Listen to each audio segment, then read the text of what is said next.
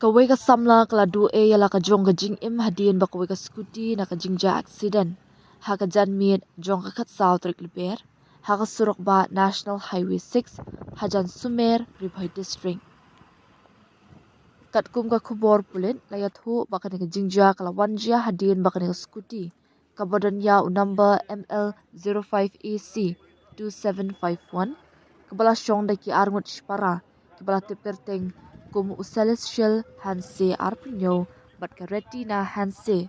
arpulais nemrta kibadei na kashnong kamar Ribhoi District kidang wan pai na kathai nongpo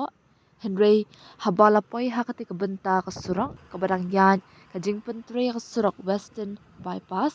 kilangat hakati ka accident bat katrang kabadan yaw number JK02BS 0445. Ki pulit kia thu bahaka ni jingja unongnya jonga ni scooty langat haka jing mensaw ba malu mala